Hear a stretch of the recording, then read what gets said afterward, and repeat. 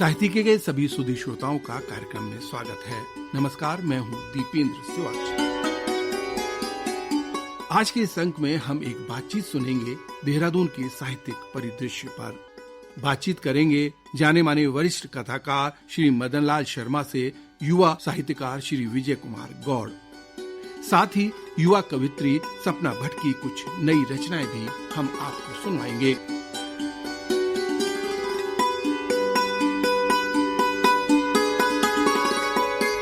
शिवालिक की पहाड़ियों की तलहटी में बसा देहरादून प्राकृतिक रूप से एक खूबसूरत शहर है, लेकिन किसी शहर की सूरत के साथ साथ सीरत भी उतनी ही अच्छी हो तो ये सोने में सुहागा। शहर देहरादून न केवल राजनीतिक रूप से सक्रिय है, बल्कि सांस्कृतिक और साहित्यिक दृष्टि से भी बहुत अधिक समृद्ध और जीवंत शहर है। ये शहर केवल चावल, आम और लीची की खुशबू से ही नहीं महकता, बल्कि साहित्यकारों की रचनाशीलता से भी गमकता है। देहरादून की एक समृद्ध साहित्यिक परंपरा और विरासत रही है। देहरादून की इसी परंपरा और विरासत पर चर्चा कर रहे हैं जाने माने वरिष्ठ कथाकार श्री मदनलाल शर्मा और जाने माने युवा साहित्यकार श्री विजय कुमार गौड़। आइए सुनते हैं बातचीत देहरादून का साहित्यिक परिदृश्य।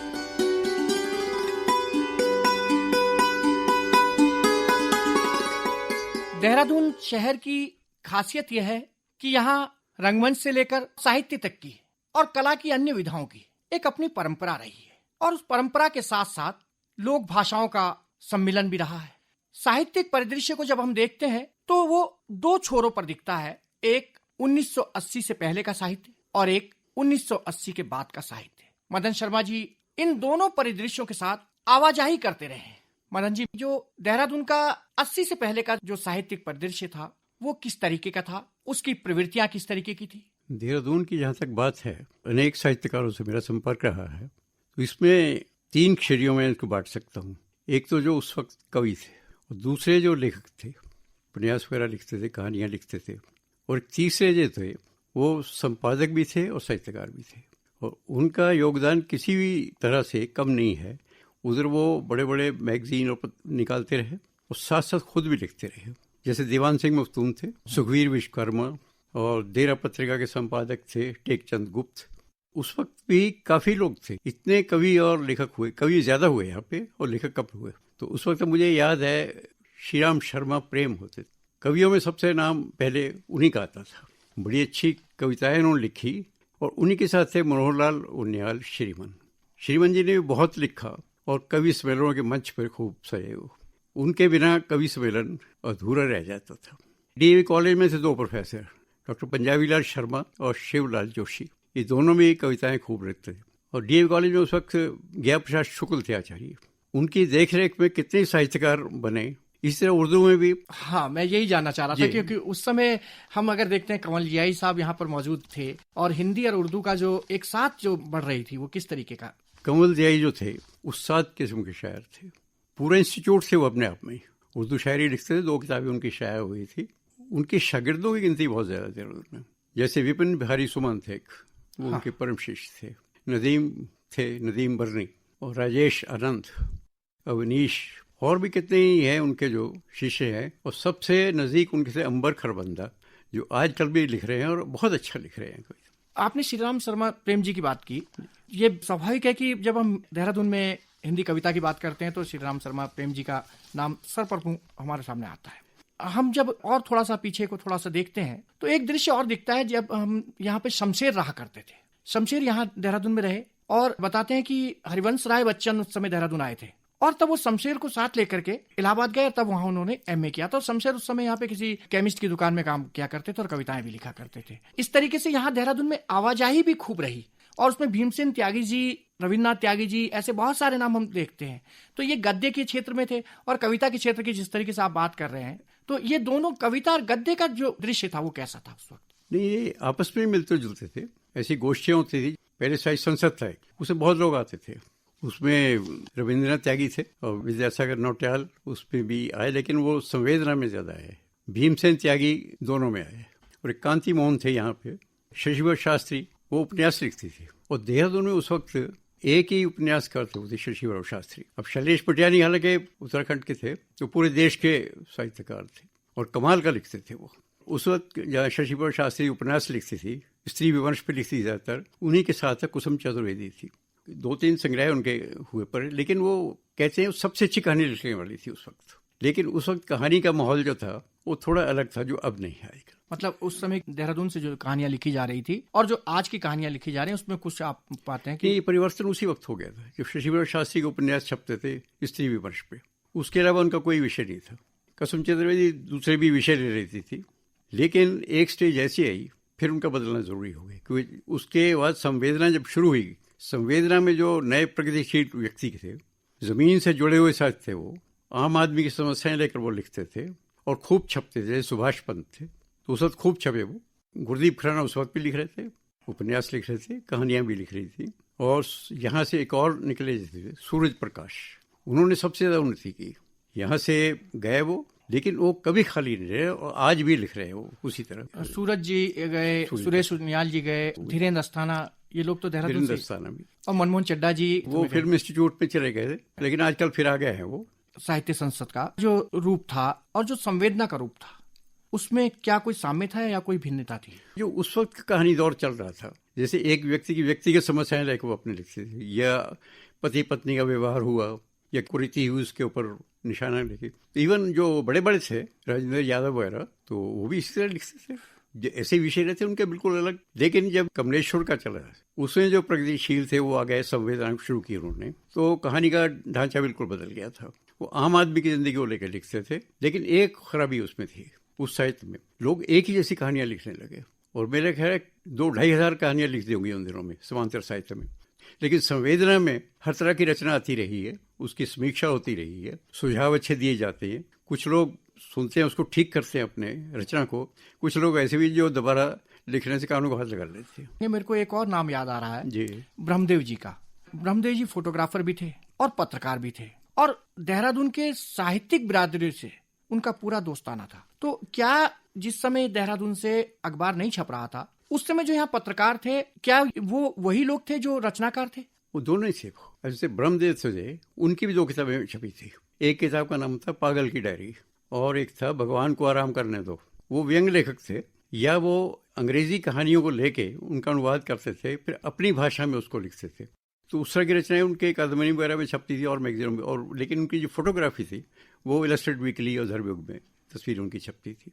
और दूसरी बात यह कि एक संगठन उन्होंने जो बना रखा था वो बहुत देर तक चला।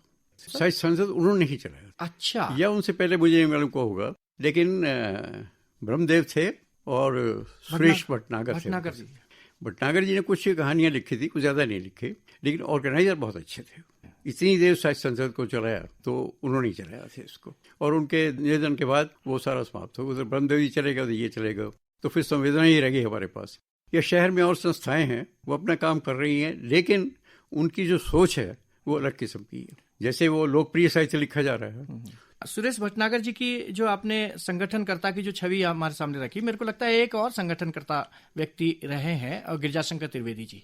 अगर उनको देखें तो मंचीय कविता का जो पूरा देहरादून के अंदर जो स्वरूप खड़ा किया, हम अगर देखें कवि कुल्हड़ जी तक, रतन सिंह जौनसारी जी तक, तो ये गिरजाशंकर त्रिवेदी जी उसकी धुरी बन करके रहते थे। ये बिल्कुल सही कह रहे हैं आप। गिरजाशंकर त्रिवेदी ने इतने साहित्यकार अपने साथ ले लिए थे और बहुत काम किया उन्होंने। अच्छे ऑर्गेनाइजर थे। ऑथर्स गिल्ड ऑफ इंडिया चलाई, उसके में काफी सदस्य सुधा पांडे थी और गिरजाशंकर त्रिवेदी, इन्हीं की वजह से वो चला जाता। तो 80 से पहले हम ये देखते हैं कि जो मंचीय कविता थी देहरादून की और जो जनपक्षधर कविता थी, उसमें कोई बहुत बड़ा दूरी जैसी नहीं दिखती थी। लेकिन वो 80 के बाद हम देखते हैं ऐसा हुआ कि मंचीय कविता वो खास तरीके की अपनी एक सीमा पे जाके फंस गई, और अन्य जो कविता थी, जब फिर हम अवधेश जी का जिक्र करते हैं, हालांकि अवधेश जी 70 और 72 के जब संवेदना बन रही है उससे पहले उसमें आ गए थे चौथे सप्तक में। अवधेश जो थे प्रतिभाशाली व्यक्ति थे। वो कविता तो लिखते ही लिखते थे, बड़े कवि थे, कहानियां भी लिखते थे वो, और समीक्षा भी लिखते थे, और नाटक में भी हिस्सा लेते थे। उनका जो सोचने का धरातल था वो बहुत ऊंचा था, आम आदमी से हटके था। वो अपनी कहानी का जो विषय लेते थे वो बाकी लोगों से अलग था बिल्कुल। देहरादून के रंगमंच की अगर हम शुरुआत करते हैं तो उसमें भी देखते हैं कि यहाँ के रचनाकारों की भूमिका बड़ी महत्वपूर्ण है। पंजी का पहला नाटक चिड़िया की आंख, वहां से शुरू, वातायन उससे शुरू करता है। और देहरादून रंगमंच फिर आज जिस स्तर पर पहुंचता है, तो ये सब रहा है।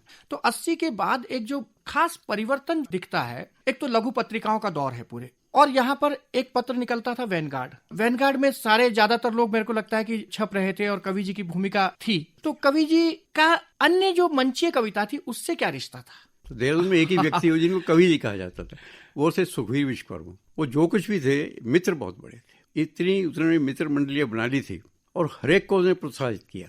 किसी कविता आई देखा कि कमजोर है, उसको ठीक करके वो तब भी छाप देते, और इतने लोगों को उन्होंने साहित्यकार बना दिया कि कोई सोच भी नहीं सकता। और आकाशवाणी में उन्होंने इंट्रोड्यूस किया लोगों को, जिसको भी ठीक समझा वहीं उन्होंने पहुंचाया आकाशवाणी में, और उनकी इतनी रचनाएं प्रसारित हुई। वो एक बिल्कुल एक नया काम था, वो सुखवीर विश्वकर्मा ने किया। 90 के दौर के बाद जो हिंदी के अंदर दलित धारा जब आती है, दलित साहित्य जिसको हम कह रहे हैं, ओम प्रकाश वाल्मीकि जी जिसके प्रणेता होते हैं, तो वो ओम प्रकाश वाल्मीकि जी उसी वैनगार्ड से छपते हैं, लगातार छपते हैं। आप देखेंगे कि उस कवि जी की एक छाया सी भी कई बार दिखती है उनकी शुरुआती कविताओं में। बिल्कुल, जैसे जितने भी हमें मिथ हैं उनका निषेध करते हुए जो कविताएं आ रही थी दलित धारा के अंदर, वो कवि जी का पूरा संग्रह अगर हम देखते हैं तो उसमें तो सारा इसी तरीके से है। मेहनती आदमी थे वो, सारा दिन अखबार का काम करना और बहुत कम तनख्वाह पे काम करते, प्राइवेट नौकरी करना बड़ा मुश्किल होता है, तो वो भी करते रहे। इसके बावजूद तंग रस्सी थी उनके घर में, इसके बावजूद कोई भी साहित्यकार उनके पास आता था, उसको बिठाते थे, हालचाल पूछते थे, बताओ क्या लिखा है आपने, उनसे लेते थे रचना और वो छापते थे। अच्छा, वैनगार्ड के अलावा भी कोई और पत्र पत्रिका आपको ध्यान में आ रही है कि जिनकी भूमिका रही देहरादून के साहित्य को आगे लाने में? बिल्कुल, वो डॉक्टर आर के वर्मा। अच्छा, डॉक्टर आर के वर्मा ने 1970 एक वीकली चलाया था, जो बाहर चले गए, उनकी रचनाएं भी छापी। धीरेन्द्र अस्थाना का नाम। धीरेन्द्र अस्थाना जब हाई स्कूल में पढ़ता था तो उस वक्त से वो रचनाएं लिख रहा था। उसका लेखन जो था बाकी लेखकों से बिल्कुल अलग, और हर जगह फिट हो जाते थे। 1970 के बाद भी अगर मेरे को लगता है एक दो पत्र पत्रिकाएं मेरी जहन में जो आती हैं, उस समय अरविंद शर्मा एक रचनाकार तो रहे, आज अहमदाबाद में है वो। हाँ जी, फोटोग्राफर बहुत अच्छे थे। एक कविता फोल्डर वो निकालते थे संकेत करके, जिसमें कविताएं छपती थी। फिलहाल एक कविता फोल्डर निकलता था जिससे हम लोग निकालते थे। और अतुल शर्मा ने कोशिश की थी, अंक हस्तलिखित निकलता था। एक नई परिस्थितियां करके मैगजीन निकला करती थी। तो ये सारा जो एक माहौल था, एक बहुत ही खूबसूरत, और इसमें जिस तरीके की रचनाएं आती थी, तो स्वाभाविक है कि मतलब उससे एक देहरादून का जो एक साहित्यिक मिजाज है उसको बनाने में इनकी भूमिका है। एक और पत्र जिसका हम जिक्र करना चाहेंगे, नवोदित प्रभात, जो आज तक भी निकल रहा है। और ये गिरिजाशंकर त्रिवेदी जी, रजनीश त्रिवेदी उसको निकालती, वही उसके पहले गिरिजाशंकर त्रिवेदी ने शुरू किया था, लेकिन उसके बाद उन्होंने संभाला है। साहित्य की जो गोष्ठियां होती हैं, जो समारोह होते हैं, उनकी रचनाएं वो उसमें ज्यादा देती हैं। वैसे रचनाएं कम छपती है, उसमें कविता वगैरह होती है, छोटी छोटी कहानी वगैरह तो नहीं होती, और अच्छा चल रहा है। ये तो हमारे पास एक 80 के पहले की जो एक स्थिति, जो मेरे को लगता है कि यही 80 के पहले का दौर है। और 80 के बाद हम पूरे तरीके से फिर से देखते हैं कि संवेदना का जो एक स्वरूप खड़ा होता है, जो 1970-72 के आसपास जो संवेदना गठित होती है, वो देहरादून के साहित्यिक मिजाज को अपने तरीके से बदलने की कोशिश करती है। इसी में अगर हम देखें, 90 के बाद ही हिंदी के अंदर दलित साहित्य आता है। क्या आपको लगता है कि उस दलित साहित्य को आने में देहरादून के जो साहित्यिक माहौल है उसकी कोई भूमिका है? ओम प्रकाश वाल्मीकि उसके लिए है। ओम प्रकाश वाल्मीकि से पहले मेरे ख्याल दलित साहित्य का नाम किसी ने हिंदी में नहीं है, उन्होंने ही शुरू किया। आप देखेंगे कि वाल्मीकि जी का जो पहला संग्रह है, सदियों का संताप, हाँ, उसमें भी दलित साहित्य की बात नहीं कही गई है। वो कविताएं उसी धारा की है, लेकिन उनको प्रोजेक्ट करते हुए ये नहीं कहा गया था कि ये दलित साहित्य की रचना है, क्योंकि हिंदी में दलित साहित्य आया ही नहीं था। उस नाम बाद में दिया। फिर उसके बाद जब वो हंस में प्रकाशित होते हैं और वो बड़े फलक पर जब वो सामने आते हैं, तो इस रूप में तो मुझे लगता है कि देहरादून के लिए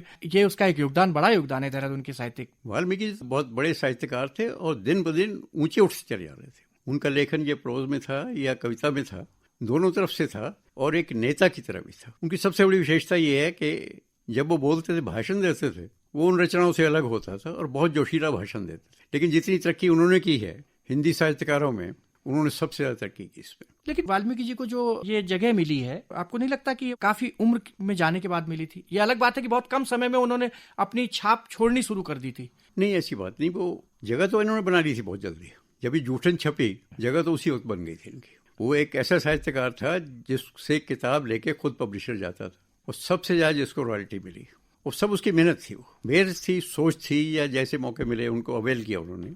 तो एक चीज तो और देखते हैं, हालांकि ये बात सही है कि आपने कहा शशि प्रभा शास्त्री जी थी, कुसुम चतुर्वेदी थे, सुभाष पंत कथाकार के तौर पे थे, आप खुद कथाकार रहे, जितेंद्र ठाकुर कथाकार के तौर पे स्थापित हो चुके थे।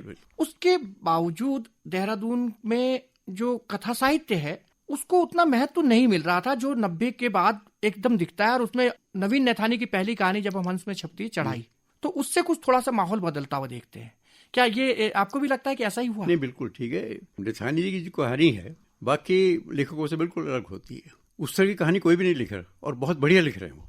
सबसे अच्छा उनकी भाषा है। दूसरी है जो विजुअलाइजेशन उनका होता है कहानियों में, वहां तक भी ठीक है, दूसरे लोग कर लेते हैं, लेकिन इन दोनों चीजों के अलावा वो महसूस करा देता है नैथानी। उसकी कहानी पढ़ते हुए आपको लगेगा, अगर उसको ठंड लग रही है पात्र तो आपको भी ठंड लगने लगेगी। तो ये विशेषता मैंने यहाँ पे किसी लेखक पर, हालांकि पहले कुछ और हुए, डॉक्टर जिवागो वगैरह जैसे फिल्म भी बनी है, उसमें चीज थे कि जो महसूस वो कर रहे हैं आप भी महसूस करिए। तो ये बहुत कम लेखक हुए। तो हमारे नैथानी जी में ये विशेषता है। जब नैथानी का जिक्र आ रहा है तो हम 3 नाम एक साथ ध्यान आते हैं देहरादून के साहित्यिक माहौल में, अवधेश, हरजीत और नवीन नैथानी। ये तीनों एक इंटेलेक्चुअल है, बुद्धिजीवी है, इनको मानना पड़ेगा, और बाकी लोगों से हट के। हरजीत की गजलों के बारे में आपकी क्या राय है? हरदीप गजल लिखते थे, बहुत अच्छी लिखते थे, लेकिन हरजीत ने पहली बार मुझे दिखाया कि गजल देखिए कैसी है। मैंने, हरजीत ये बताओ उर्दू पढ़ी है आपने? कहले नहीं, मैंने ऐसे तो लिख नहीं सकते उर्दू के बिना, ऐसी गजल इतनी अच्छी तो लिख नहीं सकता जिसे उर्दू नहीं आती। कि नहीं, मैंने खुद लिखी। लेकिन हरजीत का बाद में पता चला, उसने खुद बताया, कहने मैं ताऊ जी उर्दू पढ़े, उनसे सलाह लेता हूँ। लेकिन प्रतिभाशाली वाली था, उसके जो गजलें उस वक्त लिखी अब भी जो है उसी तरह करने की, बहुत बढ़िया लिखने वाले। देहरादून में लोक भाषा का भी एक साहित्य सामने आया है। हालांकि रतन सिंह जौनसारी संभवतः वो जौनसारी में कविताएं लिखते रहे, पर उस समय तक लोक भाषा की जो स्थिति थी वो उस तरीके की नहीं थी। ये भी हम 90 के दौर में देखते हैं और बहुत तेजी के साथ आगे विकास करता है। नहीं, उसकी वजह कि वो हिंदी से भी जुड़े रहे ना, क्षेत्रीय भाषा तो जुड़े थे ही, लेकिन काम उन्होंने हिंदी में शुरू किया। रतन सिंह जौनसारी ने हिंदी में तो कविताएं लिखनी शुरू की। गढ़वाली के भी अगर हम देखें, लोकेश नवानी की बात करें, हाँ जी, मदन दुकलान जी की बात करें, निरंजन सियाल की बात करें, ये सारे लोग हिंदी में भी हिंदी में लिखते। लेकिन बाद में इन्होंने मुख्य तौर पर गढ़वाली साहित्य को लेकर के काफी काम किया और आज बहुत ऊंचे काफी काम किया, बाकायदा लिखते चलेगा और काफी ऊंचे उठे हुए। जहाँ तक मुझे मालूम है कि मंच पे भी बड़े खूब सराहा जाता था। मंच पे हमारे यहाँ बहुत कवि थे, कुल्लड़ जी थे, सोसर पढ़ते थे लेकिन वैसे ही लिखते। एक पैम्फलेट सा लिखा था, निकाला था जब वो कॉलेज लाइफ में थे। उसके बाद उन्होंने कोई रचना नहीं लिखी, सीधे वो वही मंच पे जाते थे और वही अपने छा जाते थे पूरे माहौल में। लेकिन ये थे कि दबंग आदमी थे, डरते नहीं थे किसी से, बड़े ठाठ के साथ अपने स्वाभिमान के साथ रचना पढ़ते थे। ये बाकी भी मंच के कवि थे। ये जय भगवान याद थे, ये जयप्रकाश नवेंदु थे, श्यामलाल शमी थे एक बहुत पुराने, उन्होंने कुछ कविता की किताबें लिखी। एक कवि मुझे और याद आ रहा है जिसका विशेष बात होनी चाहिए, श्याम प्रकाश। उनकी पहली किताब तब थी जब 50 साल हो गए उनको लिखते हुए, और उसके बाद एक और किताब आई, सिर्फ 2 किताबें हैं, लेकिन बेहतरीन कवि है। मैं जितेंद्र ठाकुर का नाम लूंगा। जितेंद्र ठाकुर ने पिछले 15-20 साल में जितना लिखा है कोई लेखक नहीं लिखवाया। कमाल का लिखता है वो, उपन्यास भी लिखता है, कहानियां भी लिखता है, समीक्षा भी लिखता है। अच्छा, एक चीज और हुई है इधर पिछले 2-3 सालों में जो मैं देख रहा हूँ, 2 किताबें तो हमारे सामने सिनेमा पे आई हैं। एक सुरेश सुनियाल जी की, एक मनमोहन चड्ढा जी की। एक पृथ्वी की सतह को नापने पे अरुण कुमार असफल की किताब आई है 78 डिग्री, और अभी हाल में एक और किताब आई है गांधी को लेकर के सुनील भट्ट की। तो ये जो एक दृश्य बना है, जो पहले का जो दृश्य था जिसमें कविता कहानी पर बात होती थी, तो क्या आपको लग रहा है कि देहरादून का जो साहित्यिक दायरा कुछ विस्तार कर रहा है? नहीं, अपनी इच्छा है ये। कोई आदमी ये से नॉन फिक्शन लिखना चाह रहे थे तो उसे लिखना चाहिए, क्योंकि बहुत कम है लिखने वाले। अब अरुण कुमार असफल ने जो किताब लिखी है 78 डिग्री, तो उस तरह की किताब किसी ने और नहीं लिखी। केजी बहल ने एक किताब लिखी थी सर्वे ऑफ इंडिया पे, लेकिन वो तस्वीरें थी उसमें ज्यादा, या इंग्लिश में पोएम थी छोटी छोटी। लेकिन अरुण ने इतनी मोटी किताब लिखी है और कितनी मेहनत की है उस पर। अभी एक और किताब वो लिख रहे हैं, उसी तरह की है वो। एक और चीज भी हुई ना, जो नया दौर जिसको हम कह रहे हैं, 90 के बाद जो दौर आ रहा है, इसमें कवि कम आए हैं। राजेश सकलानी हमें एक दिखते हैं बड़े कवि के तौर पर, बाकी कहानीकारों में विद्या सिंह हैं, कुसुम भट्ट हैं, दिनेश चंद्र जोशी हैं, लेकिन कविता के तौर पर ऐसा शून्य क्यों आया देहरादून में? नहीं, उस वक्त जो अब जैसे गुरदीप खुराना थे, उस वक्त लिख रहे थे, आज भी लिख रहे। हाँ, वो कविता भी लिखी, कविता लिखते हैं, वो न्यास भी लिखते हैं, कहानी भी लिखते हैं। हाँ। दोनों पति पत्नी लिखते हैं। वो कृष्णा खुराना जो है कविताएं लिखती है ज्यादा। देहरादून का जो साहित्यिक माहौल है वो किस तरीके का है, उसकी प्रवृत्तियां किस तरीके की है? इस वक्त का जो माहौल है, साहित्यकार हो गए बहुत ज्यादा, तो गुटबंदी उनमें ज्यादा हो गई है। वो अपने अपने गुट में सिमटे हुए हैं।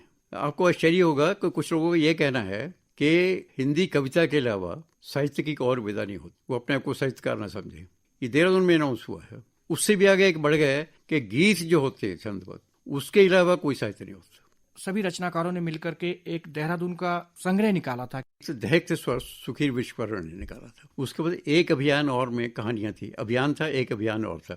उसमें सुभाष पंत थे, सुरेश उनियाल थे और जितेंद्र शर्मा, इन तीनों ने उसका संपादन किया था। बहुत अच्छा अंक निकला था। अभी एक और अंक है निकलने वाला।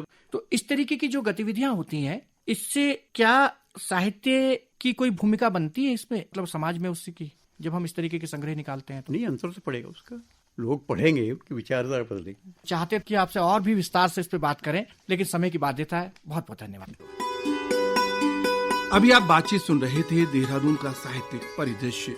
जाने माने वरिष्ठ कथाकार श्री मदन लाल शर्मा से बातचीत कर रहे थे सुप्रसिद्ध युवा साहित्यकार श्री विजय कुमार गौड़। और अब कविता पाठ। सपना भट्ट की कविताओं को सुनते पढ़ते हुए प्रतीत होता है मानो अतीत किसी चलचित्र सा उनकी कविताओं में लगातार चलता रहता है। उनकी कविताओं में पितृसत्ता के साए में सघन होती स्त्री की पीड़ा और उसके दुख दर्द के चित्र बार बार आते हैं, लेकिन अनुभूति की तीव्रता के बावजूद वे कभी कटु नहीं होती और प्रेम अंतर्धारा के रूप में हमेशा बहता रहता है। सुनिए सपना भट्ट की कुछ कविताएं। नमस्कार। पहली कविता का शीर्षक है स्त्रीत्व का रंग। मेरे स्त्रीत्व का रंग है लाल चटक पलाश सा दहकता यह रक्त। माह के 5 दिन मेरी देह गुलमोहर हो जाती है, जो प्रकृति ने भेंट कर दी हों अपनी सारी श्रेष्ठताएं मुझे। यह घृणा नहीं, अनुराग का रंग है। मेरी धमनियों में इसी रंग की उठान ने पहले प्रेम की मृषण गाड़ी स्मृतियां बोई। अपवित्र कैसे कहूं इसे, इसी रंग की रोशनी मेरी गर्भनाल से फूटती थी। कोख में इसी रंग का सौंदर्य अनवरत धड़कता था। मैंने अपनी बच्ची की पहली लाल कत्थई झलक इसी रंग में लिथड़ी हुई देखी। इसी रंग ने मुझे मां किया। यह मेरी हिम्मत का रंग है। मंदिरों देवालयों में निषिद्ध प्रवेशों और रसोई घरों से बहिष्कृत कर दिए जाने की क्रूर नीतियों से भय नहीं खाता यह रंग। अपनी पूरी ताब में दमकता है हर माँ। मेरी कलाई में बहते रंग से कमतर नहीं मेरे मासिक श्राव का यह रंग। मुझे इस रंग से प्यार है क्योंकि यह पितृसत्ता की साजिशों के खिलाफ मेरे गुस्से और प्रतिरोध का भी रंग है। यह रंग है मुक्ति और साहस का। यह इनकलाब का रंग है। दूसरी कविता का शीर्षक है प्रतिरोध। स्त्री की छाती में उमड़ता घुमड़ता यह रोष, यह प्रतिरोध कहाँ जाएगा? कोई बताए कि कठोर संघर्षों के बावजूद हाशिए पर रहने का यह दंश कहाँ समाएगा? क्या यह कला और दर्शन के भव्य छद्मों में उलझकर बहसों और विमर्शों में ढल जाएगा? चर्चाओं गोष्ठियों में सक पकाएगा? मुक्ति, चेतना और अधिकार जैसे शब्दों से भटककर किसी हल्के प्रहसन के ठहाकों में बदल जाएगा? क्या भाषा में खेद की तरह अर्थ के अवसान पर छटपटाएगा? मन की डोरियां पुरातन संस्कारों से बंधी रहेंगी। मस्तिष्क सांत्वना के घुसपैठी षड्यंत्र में फंस जाएगा। दोगली व्यवस्था के हाथों चढ़ेगा, मारा जाएगा। असमानता और अन्याय के खिलाफ अपनी बारी की अनंत प्रतीक्षा में सुन्न पड़ जाएगा। विवेक और सभ्यता की दुहाई देते समाज से भय खाकर शोभ और कातरता में तब्दील हो जाएगा। या फिर यह प्रतिरोध निर्भय हो मर्दवादी ताकत के वर्चस्व को धता बताएगा। औरत का हक मारती अश्लील बंदर बाट पर खींचकर शोर मचाएगा। व्यंजनाओं के चकित करते कौतुक की तरह नहीं, अभिदा की जरूरी जिम्मेदारी की तरह सर उठाएगा। श्रेष्ठता बोध से अघाई पितृसत्ता की ऊंची गर्दन दबोचेगा। अपनी आधी आबादी के संघर्षों में मुस्कुराएगा। अगली कविता का शीर्षक है विमर्शों से बाहर की कविता। वे नैतिक मूल्यों पर बात करते थे। वैश्विक मंचों पर कविता की समझ और विचार पर व्याख्यान देते थे। इधर मेरी कविताओं की कृतघ्नता उनकी साहित्यिक आलोचनाओं में न समाती थी। वे कविताएं जहां प्यार का दुख निजी क्षतियों की तरह छाती में पिराता हुआ ठेठ गंवई दूध बोली में लरसता था, वह दुख जो परिष्कृत सिद्ध उक्तियों में नहीं चूके हुए कथ्यों में सिसकता था। प्रयोगों अन्वेषणों की थकाऊ कवायद में गद्य सा सपाट होकर समकालीन धारा के पीछे सिर झुकाए चलते चलते मेरी कच्ची पक्की कविताओं में आकर ठहर जाता था। ये कविताएं रुलाई रोकने की तमाम असफल कोशिशों के बावजूद बेतरह रो पड़ती थी। सब एक जाति की थीं, एक जैसी माँ की कोख से जनी हुई, एक सा दुख कहती थीं, सो एक सी लगती थीं। ये कविताएं उनकी अलिखित नियमावली घोषित खाकों में कहीं फिट न बैठती थी। उनके लिए प्रेम के दुखों को कहती कविताएं सामाजिक चिंताओं के हस्तक्षेप से बेदखल कोई चीज थी। बकौल उनके साहित्य में इस तरह के दुख कुकुरमुत्तों जैसे उगाए थे। उनका यह भी कहना था कि यह दुख जरूरी वनस्पतियों के आरक्षित अरण्य में गाजर घास की तरह अनुपयोगी होकर भी बेवजह ही जगह घेर रहा था। उन्हें यह भी भय था कि ये कुकरमुत्ते सा दुख उनकी तथाकथित क्रांति पर जिद्दी फफूंद की तरह न चिपक जाए। शायद प्रेम उनके भी चूके लड़खड़ाए जीवन में गहनतम दुख की तरह आया था। लिहाजा अंतर्विरोध के मारे पंडित प्रेम को गल्प कहते थे और खिसियाकर प्रेम कविताओं को अपने तयशुदा राजनैतिक विमर्शों से बाहर कर देते थे। अफसोस, प्रेम के दुख को अपनी आत्मा से बाहर करने की कुव्वत उनमें नहीं थी। अगली कविता है भुलावा। हे ईश्वर, मेरी पार्थिव भाषा को खेत की तरह दुखोन्मुखी अर्थों से मत बांध। जहां छूने भर से घाव खुल जाने का भय हो, वहां अपनी तीक्ष्ण तर्जनी मत गड़ा। ना, भीतर भय नहीं है, वह तो ठोस हताशा है अंतर्मन में गहरे बैठी हुई। किंतु कविता की सहृदय ओट में भी छक्कर रो न सकूं, इतनी असह्य विकल्पहीनता मत दे। इतना भर साहस दे कि असंख्य संज्ञाओं से घिरी इस पृथ्वी पर उसे पुकार सकूं। धड़कन की कठिन आवृत्तियों में प्रत्येक श्वास एक नया क्षण रचती है।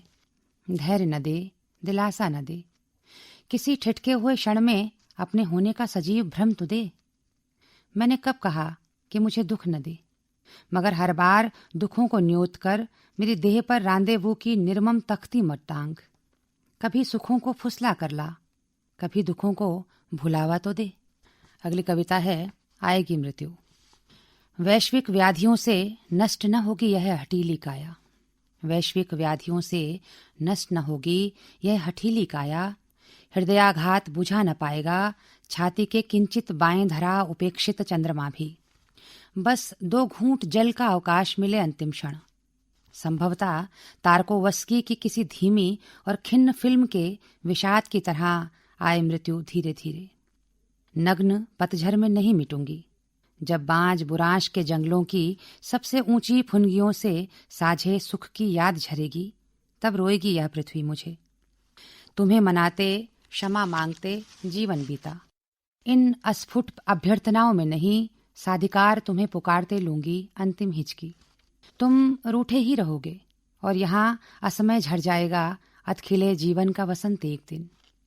आत्मा के सब द्वार बंद रहेंगे, तब भी झिर्रियों से भीतर चला आएगा तुम्हारे दुखों का हस्तक्षेप दबे पाऊं।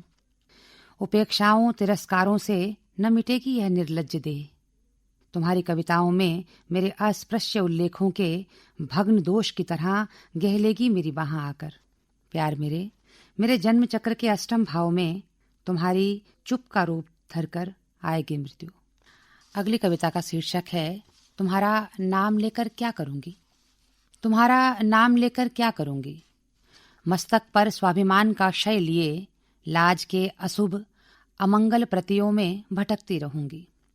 मस्तक पर स्वाभिमान का क्षय लिए लाज के अशुभ अमंगल प्रतियों में भटकती रहूंगी। आधी रात नींद में सूझे किसी सलोने बिंब की तरह कविता के 11वें घर में बड़बड़ाऊंगी। एक निशब्द चुप से स्वप्न थकने लगेंगे। तुम्हारी आवाज का रास्ता भूल जाऊंगी। तुम द्वार न खोलोगे, फिर भी पीड़ा के समुच्चयों से याद की सांकलें बजाऊंगी। घाटी में सेमल के फूल खिलेंगे। तुम्हारी निषिद्ध देहरी पर निराश्रित से बैठ जाऊंगी। तुम न होगे तो भी कामना के निर्जन में धरे कांपते जल की निष्कंप छाया में तुम्हारे होने के दृश्यों को पुकारा करूंगी।